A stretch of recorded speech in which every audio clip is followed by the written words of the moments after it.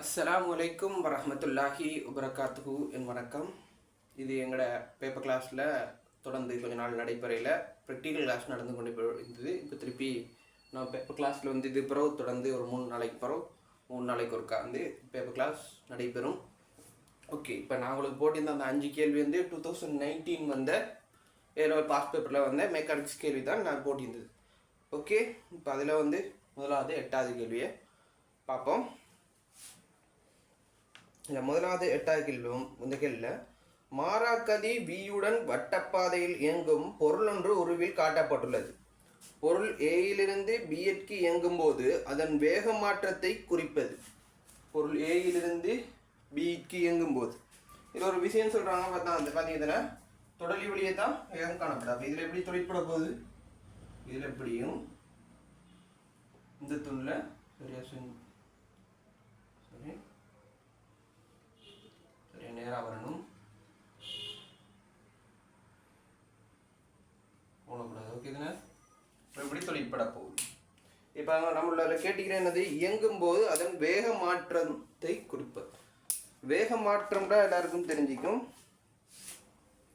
வேக மாற்றம் சமன்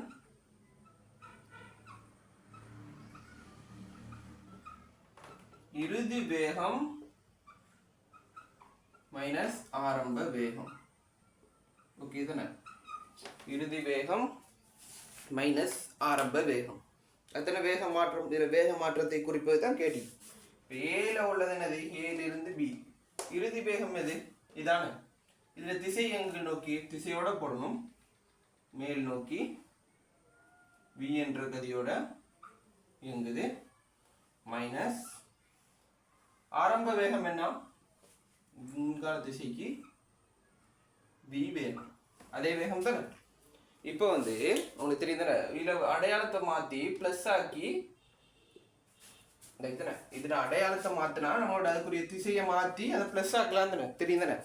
ஒரு பக்கம் போயிட்டீங்கன்னா உதாரணத்துக்கு ப்ளஸில் உள்ளதை மைனஸுக்கு மாற்றினா அதுக்கு எதிரான திசையில் குறிக்கணும். மைனஸில் உள்ளதை ப்ளஸுக்கு மாற்றினா அதுக்கு எதிரான திசையில் அம்புக்குரிய எந்த பக்கம் காட்டிக்கோ அதுக்கு எதிரான திசையில் குறித்தா அதில் அடையாளம் மாற்றப்பட்டு திசையும் மாறும். ஓகே தானே? இப்போ வந்து இது அப்படியே மேல் நோக்கி பிடிக்க மைனஸ் இதுக்கு என்ன வரும்? இப்போ வந்து இங்கால சாரி ப்ளஸ் வரும். குறிய மாற்றி இருந்ததுன்னா ப்ளஸ், இது இப்படி வரும். இப்போ எல்லாருக்கும் காவி கூட்டல் தெரியுங்க. காவி கூட்டல் முறையை பயன்படுத்தி இதற்கு ஆன்சர் எடுக்கலாம். இப்போ காவி கூட்டல் இப்படி எழுதுறேன் பாருங்க. இதை அப்படி எழுதுறேன். மேல் நோக்கி வி என்ற வேகம், அதை தொடர்ந்து இது எழுதுறேன் வி என்ற வேகம். இப்போ இது ரெண்டு விடையுள்ளனா இவ்வாறு காணப்படும். வியும் வியும் இந்த வர்க்கப்படுத்தி அது உங்களுக்கு தெரிஞ்சிருக்கும். அதை நான் செஞ்சுக்கல. வியும் வர்க்கம் வி வர்க்கம் இதில் வர்க்கப்படுத்தி பார்த்தோன்னா இதில் ஆன்சர் என்ன வரும்? √2 வி வர்க்கம். இதை நான் செங்கோணம் முக்கோணம் பயன்படுத்தி செய்ய தெரியும் தானே உங்களுக்கு. இது காண்றதுல பிரச்சனை இந்திக்காது யாருக்கும். இதைத்தான் சொன்னேன். இப்போ இது வந்து கிடையாது. இந்த கோணம் என்னடுக்கு அதையும் பார்த்துருவோம். இது 90 பாகை. ஓகே தானே? தரவு 90. இது 90னா இது 45, இதுவும் 45. அப்படின்னா இது கிடையாது அமைக்கிறது. இந்த இப்படி சுங்கு தைக்கிறதுல இது 45 பாகை வரும். அப்படின்னா எத்தனாவது ஆன்சர் இதுக்கு? எங்களோட கேள்விப்படி 4th ஆன்சர். ஓகே தானே? இதுக்கு எங்களுக்கு ஆன்சர் வந்து 4th ஆன்சர். இதுதான் எங்களோட 8வது கேள்விக்குரிய ஆன்சர். அடுத்தது நாங்கள் போட்டது வந்து 9வது கேள்வி. அதை பார்ப்போம். 9வது கேள்வி என்னன்னு பார்த்தா வந்து சொல்கிறாங்க, பளுதூக்குனர் யாருன்னா அந்த வெயிட் தூக்குறாங்க. ஓகேவா? சரி. பளுதூக்குனர் ஒருவர் தனது இரு கைகளினாலும் ஒரு நிறையை நிலைக்குத்தாக மேல் நோக்கி தூக்குற திசை தான் அவங்க பிளஸ்ன்னு சொல்றாங்க. மேல் நோக்கி உயர்த்துகின்றார் அப்பொழுதுன்னு சொல்லிக்கிறாங்க. அப்பொழுது அந்த விசை தொழிற்படுறதுல அந்த 3 சந்தர்ப்பங்கள் தந்துக்கிறாங்க. அவருடைய கைகளினால் நிறை மீது, ஈர்ப்பினால் நிறை மீது, நிறையினால் அவர்களுடைய கைகளின் மீது செய்யப்படும் வேலையின் குறிகள் முறையென்று கேட்டுக்கிறான். ஓகேவா? பார்ப்போம். ஓகே, இப்போ 9வது கேள்வியை எழுதுறேன்னு பாருங்க. 9வது கேள்வி, இதுதான் இப்போ ஒரு நிறையின் வெப்பம் இப்படி இருக்குது. இதுதான் அவர் தூக்குறாரு. சரியா? இப்போ அவர் ஒரு கையால் இப்போ மேலே இந்த ஒரு கையால் பிடிச்சிங்கன்னு இதை அவரை கைண்டு வைக்கிறேன்னு. சரியா? உதாரணத்துக்கு கையை கிரிக்கா விலகுவா கையால் கையிலலாம் யோசிக்க வேணாம். சரியா? ஐயா இப்போ இதுதான் அவர் கையால் தூக்குறாரு. ஓகே, கையால் தூக்குறாருண்டா அவர் மேல் நோக்கி தூக்குறது தான் அவங்க ப்ளஸ்ன்னு சொல்லிக்கிறான். இதில் விசை குறிக்கிறது எல்லாருக்கும் முதலாவது தெரிஞ்சுக்கணும். எவ்வாறு விசை குறிக்கிறதுன்ற அது தெரிஞ்சால் தான் இது லேசாக செய்யணும். இப்போ இதில் வந்து இந்த கையால் வந்து பொருளுக்கு இந்த மேல் நோக்கி ஒரு விசை கொடுக்கணும். இப்போ இப்படி கொடுக்கப்படுறது வந்து கையினால் பொருளிற்கு. ஓகே தானே? கையினால் பொருளிற்கு கொடுக்கப்படுது. சரிதானே ஒரு விசை. அதற்கு சமனாக வந்து இப்போ தூக்கி மேலே தூக்கும்போது இப்படி மேலே தூக்கும்போது அவர் சமன் சொல்லல பாருங்க. இப்போ மேல் நோக்கி தூக்கும்போது கையினால் ஒரு பொருளிற்கு இப்போ இப்படி மேல் நோக்கி தொழிற்படும் போது இப்போ கீழ் நோக்கியும் ஒரு விசை தொழிற்படும். அது எதால் உருவாகிறது? அது பொருளினால் கையிற்கு தொழிற்படுற விசை. ஓகே தானே? பொருளினால் கையிற்கு தொழிற்படுது. இப்போ இது கையால் இதை வந்து இந்த விசை வந்து இந்த கையால் பொருளுக்கு தொழிற்பட்டது. இது வந்து இந்த பொருளால் கையில் தொழிற்படுது. இது பொருளினால் கையிற்கு. ஓகே தானே? இப்போ வந்து இந்த திணிவுல ஒரு விசை தொழிற்படும். அது எதால? புவியீர்ப்பினால் பொருளிற்கு கீழ் நோக்கி ஒரு விசை தொழிற்படும். ஓகே தானே? புவியீர்ப்பினால் பொருளிற்கு. இது மூலம் தான் அவங்க கேட்டுக்கிறேன். பாருங்க, அவருடைய கைகளினால் நிறை மீது, ஈர்ப்பினால் நிறை மீது, நிறையினால் அவருடைய கைகளின் மீது. ஓகே தானே? இது மூலம் தான் அவங்க சொல்லிக்கிறது. இதில் அவங்க சொல்லிக்கிறாங்க வந்து இன்னொரு விஷயம், மேல் நோக்கி கொண்டு போகும்போது தான் ப்ளஸ்ன்ற அவங்க தரவு தந்திக்கிறாங்க. சரியா? அதை தொடர்ந்து அவங்க கீழே கேட்குற கேள்வி, செய்யப்படும் வேலைகளின் குறிகள் முறையே. வேலை என வேலை சமன், வேலைக்கு என்னது சமன்பாடு? W. வேலை சமன் F S. சரிதானே? விசை தர விசையின் திசையெல்லாம் செய்த தூரம், சக்தி தானே, சக்தி வேலையெல்லாம் செய்தானே. இப்போ வந்து இந்த சமன்பாட்டில் நம்ம பார்ப்போம். முதலாவது வந்து பொருளினால், முதலாவது அவங்க கேட்டுக்கிறாங்க என்னது? அவருடைய கைகளினால் நிறை மீது. சரியா? கைகளினால் பொருளிற்கு. இப்போ இது என்ன? மேல் நோக்கி தொழிற்படுது. மேல் நோக்கி தொழிற்பட்டா என்ன அடையாளம்? விசை மேல் நோக்கி தொழிற்பட்டா என்னது? மேல் நோக்கியா செஞ்சா பிளஸ். அப்போ பிளஸ். ஓகே, இப்போ பிளஸ் எங்கிட்ட இந்த திணிவு வந்து நம்ம இப்போ மேல் நோக்கி தூக்குனா அந்த திணிவு எந்த திசையில் அசையும்? மேல் நோக்கி தானே. மேல் நோக்கி அசைதுடா. இப்போ பொருள் வந்து இப்படி இங்கேருந்து இங்கே போகுதுடா. இடப்பெயர்ச்சி என்ன? ப்ளஸ் தானே. ஏன்னா மேல் நோக்கி போனால் தானே ப்ளஸ்ன்னு சொல்லிக்கிறான். இப்போ இங்கேருந்து பொருள் இங்கே போனால் இடப்பெயர்ச்சியும் ப்ளஸ். அப்போ முதலாவது என்னது? ஏ வந்து ப்ளஸ் அடையாளம் வரும். ஓகே தானே? இதுவும் ப்ளஸ் பெருக்கப்பட்டு ப்ளஸ் தான் வரும். ஓகே தானே? அடுத்தது வந்து பொருளினால் கையிற்கு கடிறான். பொருளினால் கையிற்கு W சமன் பொருளினால் கையிற்கு என்னது? இந்த திசையில தாக்குது. கீழ் நோக்கி தாக்குனா விசை என்ன வரும்? மேல் நோக்கி பிளஸ்னா கீழ் நோக்கி தாக்குனா மைனஸ். தர இடப்பெயர்ச்சி எங்கிட்ட அந்த பொருளோட மேல் நோக்கி தானே, பொருள் மேல் நோக்கி தானே இப்போ இயங்குது. அப்படின்னா அது பிளஸ். அப்போ பி சந்தர்ப்பத்தில் என்ன விட பிளஸ் தர மைனஸ் தான் வரும். ஓகே தானே? அடுத்தது வந்து மூணாவது வந்து கேட்குறாங்க வந்து புவியீர்ப்பினால், சாரி இது வந்து மாறி சொல்லிக்கிறேன். இது வந்து எங்கட இது பி இல்லை, இது சி.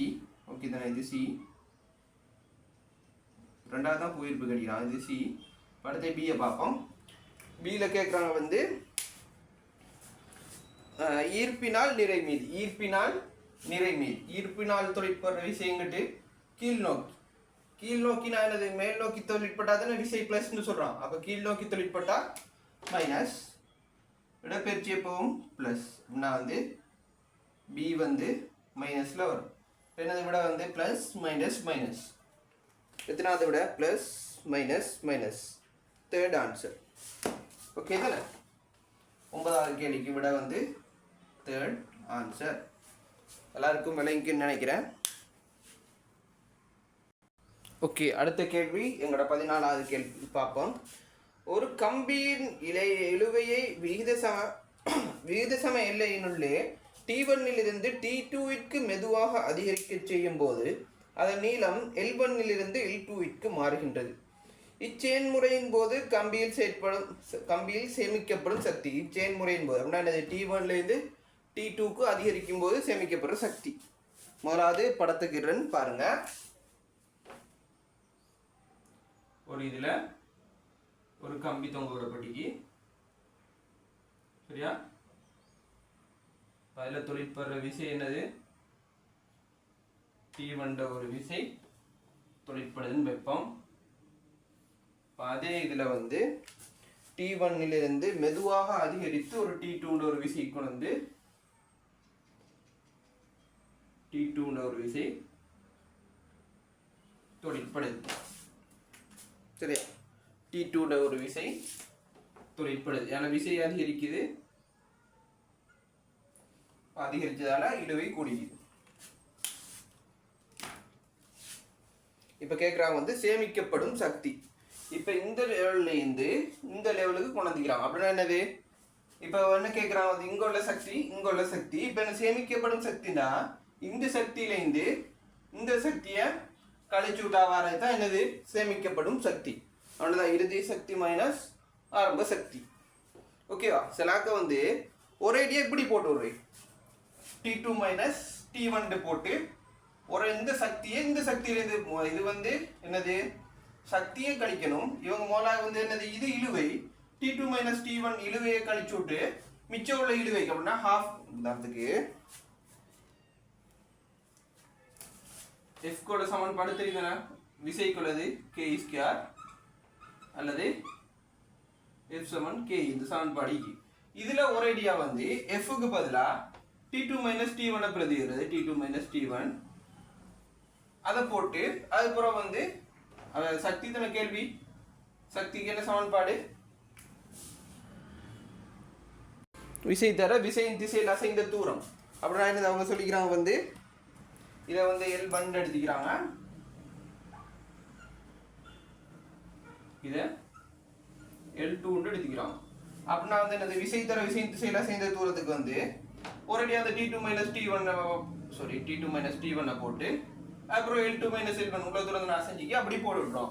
அது கன்செப்ட் பிள்ளை. இது வந்து என்னது? இதுல T1 ஒரு விசை தாக்கி அதற்கு மேலதிகமா இன்னொரு விசை கொடுக்கும் போது இந்த அளவுக்கு இழுபடுது. அப்ப இந்த விசையை மட்டும் இந்த இதுல தாக்கிச்சு இந்த விசையை மட்டும் வச்சு நம்ம அந்த அளவுக்கு தூரத்துக்கு இழுக்கலுமா? ஏலா இதுல அப்படின்னா மொத்த சக்தியில இருந்து தான் இதை கழிக்கணும். விளங்கிச்சா? இழுவையில T2 மைனஸ் T1 போட்டு அப்படி செஞ்சுட்டு போகக்கூடாது. ஒரேடியா இந்த சமன்பாடை பயன்படுத்தக்கூடாது. விளங்கிச்சா?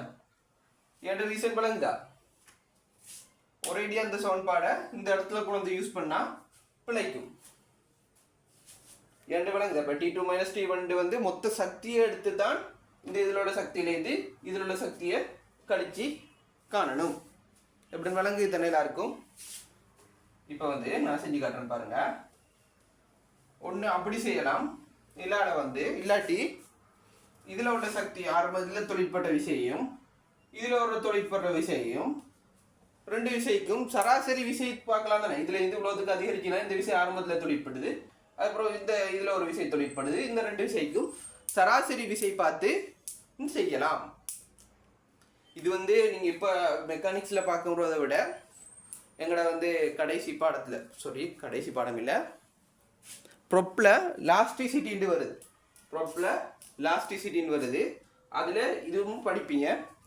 அதில் வந்து இழுவை தகைப்பு அதெல்லாம் படிக்கும்போது இந்த சமன்பாடு தெளிவாக படிப்பீங்க. சிலாக்க மெக்கானிக்ஸில் படிக்காமல் போய்க்கலாம். அதில் இன்னும் தெளிவாக படிக்கும்போது அவங்களுக்கு தெளிவாக விளங்கும். இப்போ நான் செஞ்சு காட்டுறேன் பாருங்கள். சமன்பாடுன்னு சொன்னேன். என்ன? சேமிக்கப்பட்ட சக்தி சமன் சேமிக்கப்பட்ட சக்தி சமன்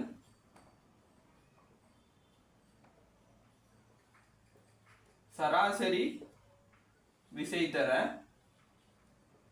விசையின் திசையில் அசைந்த தூரம். ஓகே தானே? சராசரி விசை சமன் சேமிக்கப்பட்ட சக்தி சமன் சராசரி விசை தர விசையின் திசையில் அசைந்த தூரம். சராசரி விசை எப்படி காண்றது? இது ரெண்டையும் கூட்டி ரெண்டால பிரிச்சு விடு. ஓகே தானே? எத்தனை சராசரி விசை காண்றே? இது ரெண்டையும் கூட்டி ரெண்டால பிரிச்சு விடு. அப்படின்னா T1 plus T2 மொத்தமா ரெண்டால பிரிச்சு தூரம் என்ன அசைஞ்ச தூரம் L2 minus L1. இதை வந்து இப்போ எப்படி செய்யறது பாருங்க. பெருக்கிறது தான். இப்போ இந்த half அப்படி முன்னுக்கு எடுத்து வைக்கிறேன். half T1 plus T2 தர L2 minus L1. இதுதாங்கட 14வது கேள்வி. விளங்கிக்குன்னு நினைக்கிறேன். இல்லாட்டி இப்படி காணுங்க. இதில் உள்ள சமன்பாடு தெரியும், விஷயம் தெரியும், மொத்த சக்தி, இதில் உள்ள மொத்த சக்தியை காணுங்க, இதில் உள்ள மொத்த சக்தியை காணுங்க. அது இந்த மொத்த சக்தியில இந்த மொத்த சக்தியை கழிச்சா வாருது வந்து என்ன வாய்க்கும் எங்கட இதுதான் வரும். இப்போ சேமிக்கப்பட்ட சக்தி வரும். ரெண்டுக்கும் ஒரே விடத்தான் வரும். செஞ்சு காட்டணுமா? காட்டணுமா? தேவையில்லையா? ஓகே, தேவையில்லை தானே? ஓகே, நீங்களும் எல்லாரும் செஞ்சு பாருங்க. லேசான தான், அதையும் செஞ்சு காட்டுறதுக்கு இல்லை, ஒன்றுமே பெருசாக இல்லையே. செஞ்சு பாருங்க, ஒரே ஆன்சர் தான் வரும். ஓகே, 14. இப்போ அடுத்தது நான் உங்களுக்கு தந்த கேள்வி எது? அடுத்தது உங்களுக்கு செய்ய சொல்லி தந்த கேள்வி எது? ஓகே, எங்களோட நெக்ஸ்ட் கொஷின் 25வது கொஷின்.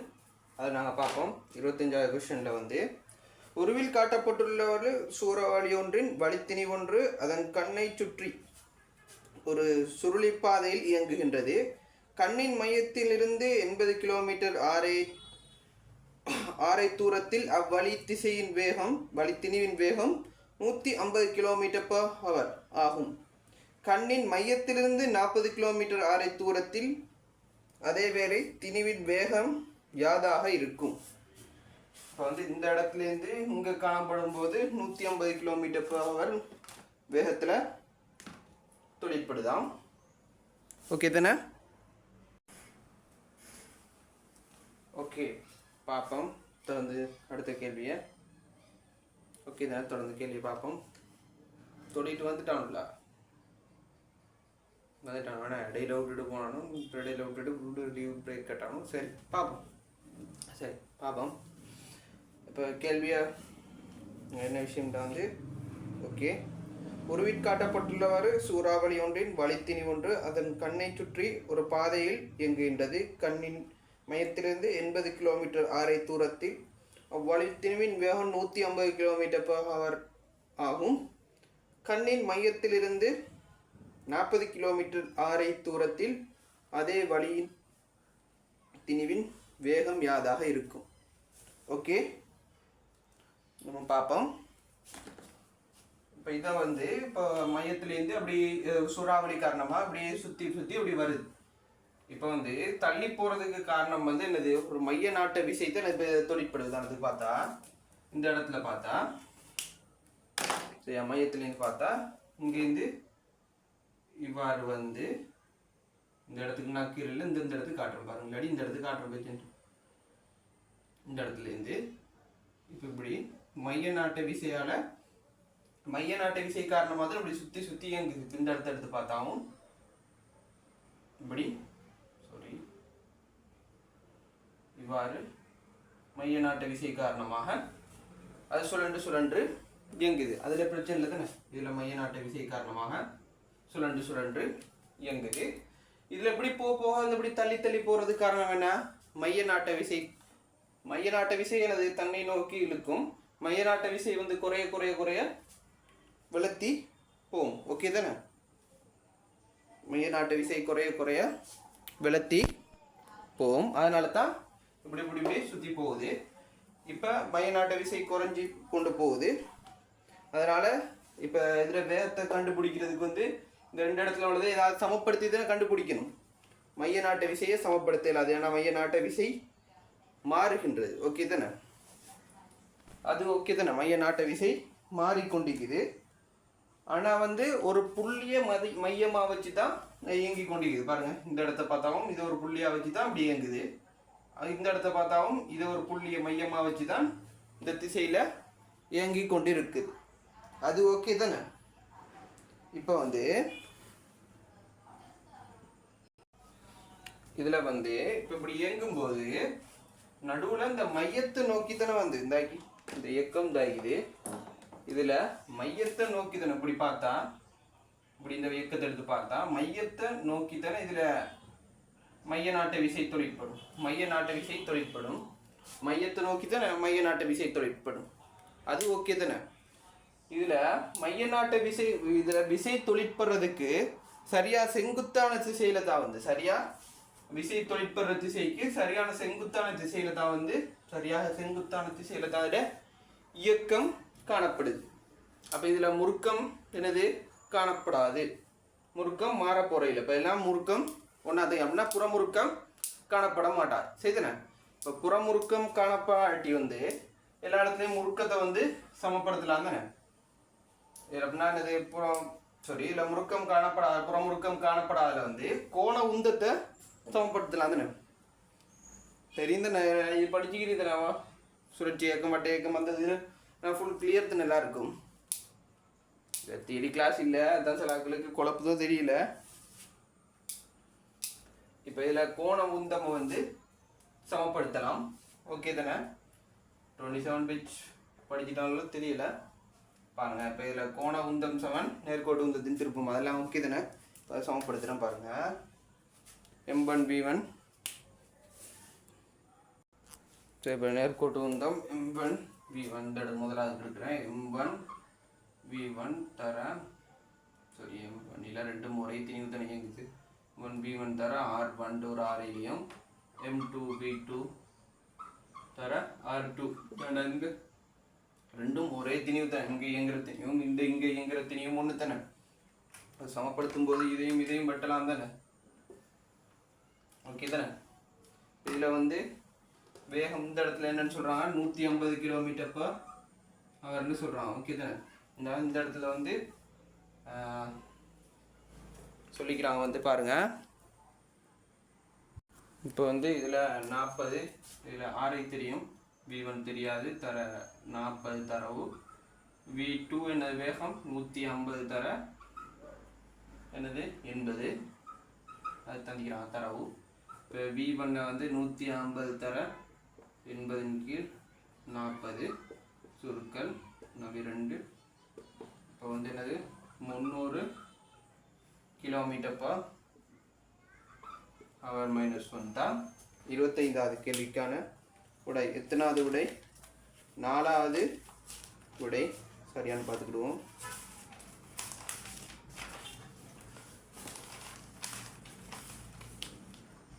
இருபத்தைந்துக்கு 4வது விடை. எத்தனை? 25க்கு 4வது விடை. ஓகே தானே? எல்லாருக்கும் கிளியர் தானே? ஓகே, அந்த கேள்வியில் ஒரு விஷயம் சொல்ல மறந்துட்டேன். நான் போக வந்து வேகம் மையத்திலேருந்து விலத்தி போகும்போது என்ன நடக்கும்? வேகம் குறைவடைகிறதால தான் மைய நாட்டு விசை குறைன்னு சொன்னேன். சரித்தானே? அப்போ வேகம் குறைவடையுதுன்னா வந்து மையத்தில் இப்போ 40 km/h 40 km இருக்கிறத விட 40 km இருக்கிற வேகத்தை விட அங்கே 80 km இருக்கிற வேகம் வந்து என்னது குறைவாய்க்கும். அப்படின்னா இதில் 150 km/h எந்த சந்தர்ப்பத்தில் இருக்குது?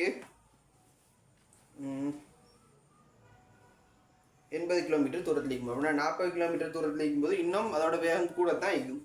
அதை வச்சு நம்ம சில ஆன்சரை தட்டிட்டு போயிடணும். முதலாவது ஆன்சர் வராது, ரெண்டாவது ஆன்சர் வராது அப்படின்னு சில தட்டிட்டு பிழை விட்டாவும் சரியானது நம்மளோட எப்படி சொல்கிறது, இப்போ பிழை விட்டாலும் நம்ம என்னது ஒரு கெஸ்ஸிங்கில் எடுத்து ஆன்சருக்குள்ளே வைக்கணும். 5 வந்து இது ரெண்டுலேயும் முதலாவது ரெண்டாவது அடிச்சிக்கவே கூடாது. விளங்கிச்சா? ஓகே, அப்போ அடுத்த கேள்வியை பார்ப்போம். உங்களுக்கு அடுத்த கேள்வி தந்தேன். அடுத்த கேள்வி எத்தனை கேள்வி? ஓகே. அடுத்த கேள்வி 31வது கேள்வி. 31வது கேள்வி. 31வது கேள்வியில் பார்த்தீங்களா, இதுதான் நிலத்திலிருந்து 1 மீட்டர் உயரத்தில் பந்தொன்று சுயாதீனமாக விளவிடப்படுகின்றது. ஒவ்வொரு பின்னுதைப்பின் போதும் அதன் கதி 25 நாட் குறையுமெனின் 3 பின்னுதைப்பிற்கும் பின்னர் பந்து எழும் உயரம் யாது? உதாரணத்துக்கு இப்போ இதை தரை மட்டமாக எடுப்போம். இதில் வந்து ஒரு தூரத்துலேருந்து ஒரு பந்து தரையிலேருந்து உழுது. இங்கே இது இப்போ தூரம்.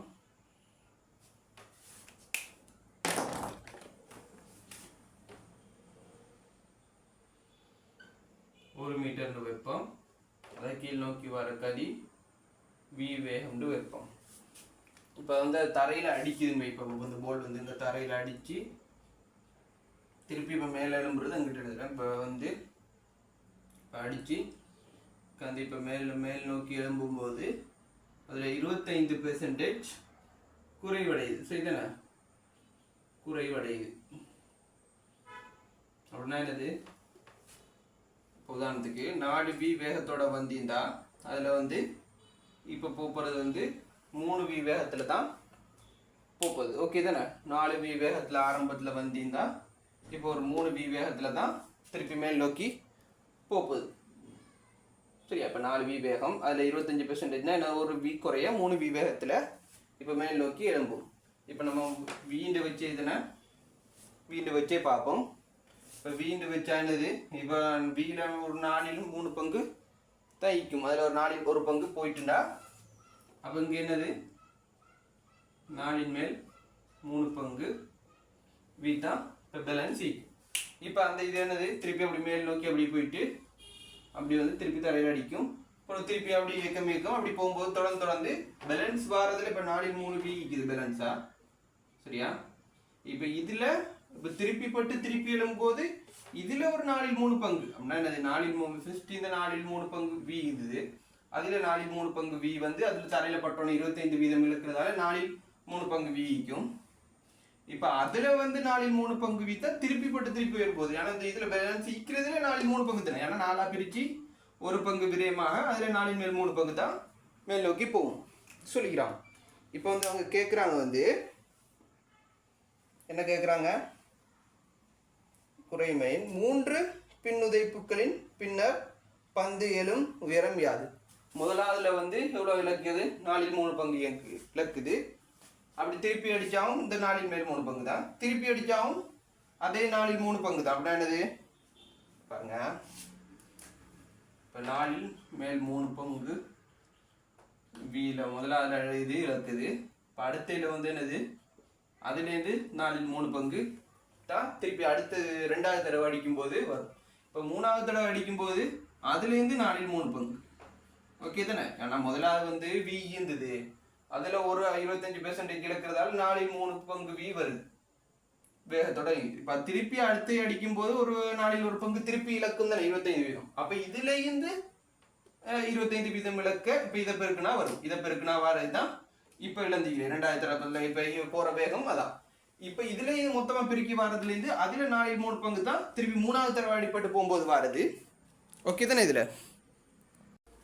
ஓகே. இப்போ இதில் இருக்கிற கதி என்ன? இப்போ 3வது தடவை அடிக்கும்போது 4ன் மேல் 3 பங்குட முழுவதையும் 3 தானே 3 வி. இப்போ உள்ள வேகம் இதானே? ஓகே தானே? இப்போ வந்து 3வது தடவை அடிக்கும்போது உள்ள வேகம் இதுதான். ஏன்னா 3 தடவை பெருக்கி வரும்போது தானே வரும் வி. இப்போ ஆரம்பத்தில் இந்த வேகம் என்ன நம்மளுக்கு தெரியும். ஆரம்பத்தில் வந்து ஒரு எம்ஜிஹெச்ல வந்து இங்குள்ள இங்குள்ள இயக்க சக்தி தான் இங்குள்ள அடுத்த தரை அடிக்கிற சந்தர்ப்பத்தில் சொல்கிறேன் அடுத்த சக்தியாக மாறுது. அப்படின்னா என்னது? எம்ஜிஹெச் தான் ½mv² மாறுது. அது ஓகே தானே? இது வந்து ½ mv². இந்த வி நம்மளுக்கு தெரியும். இந்த வி தெரியும். இந்த எம்ஜிஹெச் இங்குள்ள எம்ஜிஹெச்னா இங்கே ½ mv² அடித்த பிறகு தானே 25% இழக்குது.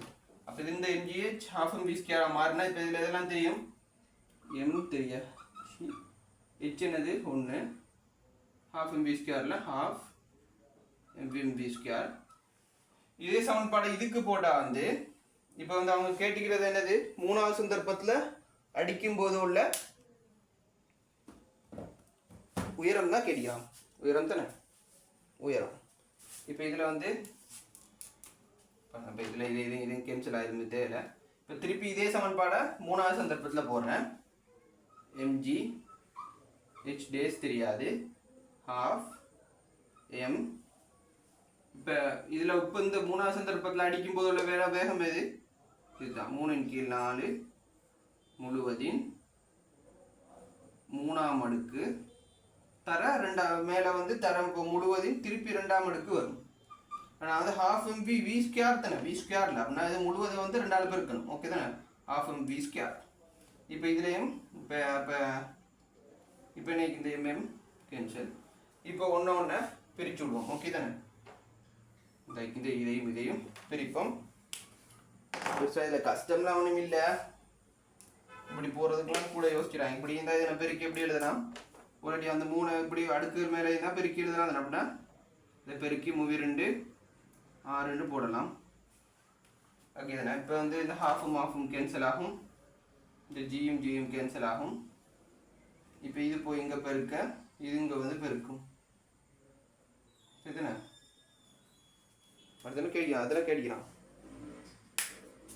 ஓகே, அது இங்கால வந்து பெருக்க. இப்போ என்னது, ஹெச் டேஸ் அங்கே வந்து பெருக்க, ஹெச் டேஸ் சமன் இது அங்கே போய் பெருக்குன்னா 4/3 மேல் 6. இது ஆன்சர் ஈக்குதா, எத்தனாவது ஆன்சர், எப்படி 4வது ஆன்சர் ஈக்கு. சரியா, அடுத்து பாருங்க 31வது கேள்வினா